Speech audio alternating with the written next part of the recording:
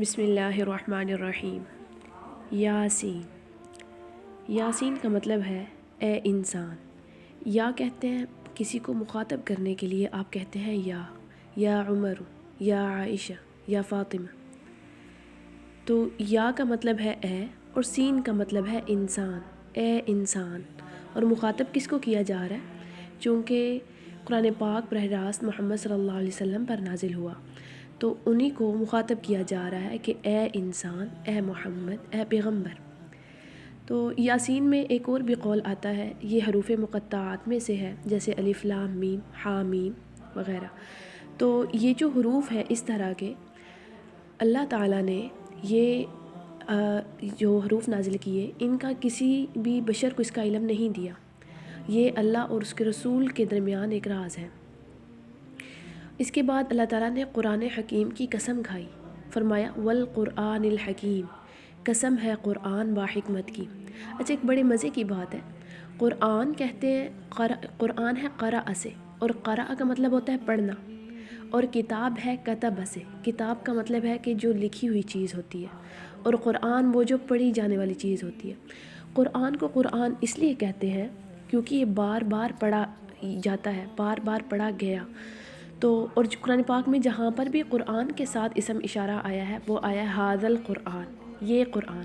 لیکن کتاب کے ساتھ جہاں بھی اشارہ آیا ہے، وہ آیا ہے بعید کا اشارہ، ذالک الکتاب، وہ کتاب۔ لیکن قرآن کی دفعہ کہا یہ قرآن، کتاب کی دفعہ کہا وہ کتاب۔ وہ کتاب کی طرف جو اشارہ ہوتا ہے وہ کتاب ہے جو لوح محفوظ میں ہے، جو اللہ تعالیٰ نے قرآن پاک کو جب پہلی دفعہ نازل کیا تو لوح محفوظ میں نازل کیا، پھر وہاں سے حسب ضرورت تھوڑا تھوڑا پیارے پیغمبر کی کبھی تسلی کے لیے، کبھی کسی واقعے کی نشاندہی کے لیے، یا کوئی واقعہ پیش آیا تو اس کے نزول کی کوئی آیت سبب بنی، اس کے بعد وہ نازل ہوا۔ تو پھر یہ جو ہمارے پاس قرآن ہے، اس کی طرف جب اللہ اشارہ کرتے ہیں تو کہتے ہیں ھذا القرآن، یہ قرآن۔ اور کتاب کی طرف اشارہ کرتے ہیں تو کہتے ہیں ذالک الکتاب، الف لام میم، ذالک الکتاب۔ تو قرآن کو باحکمت کہا۔ باحکمت کہنے میں بھی یعنی جیسے والقرآن الحکیم، قسم ہے قرآن حکیم کی۔ حکیم کا مطلب سے یہ ہے حکمت سے، کہ ایک کتاب ہے آپ کے پاس، اس میں فلسفہ بھرا ہوا ہے، یا پھر آپ کی کوئی کتاب ہے وہ سائنس کی ہے، یا پھر لیکن اس کے اندر حکمت نہیں ہوگی۔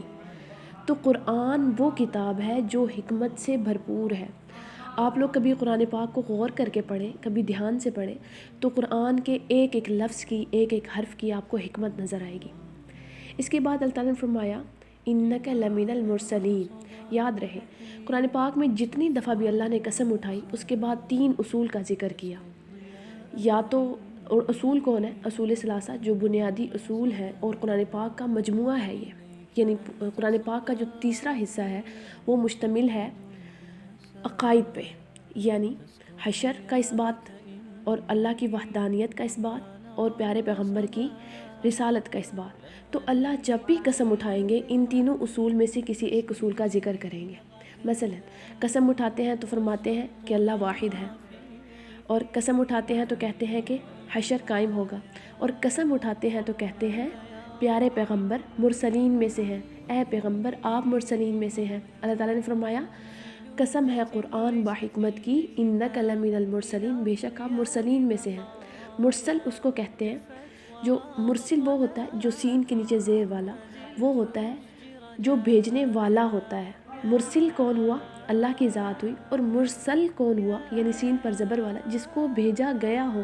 تو اللہ تعالیٰ نے پیارے پیغمبر کو تمام انسانیت کے لیے رحمت بنا کر، ہدایت کا ذریعہ بنا کر بھیجا، تو ان کو مرسلین کہا کہ اے پیغمبر، اے محمد عربی، آپ اللہ کی طرف سے بھیجے گئے ہیں۔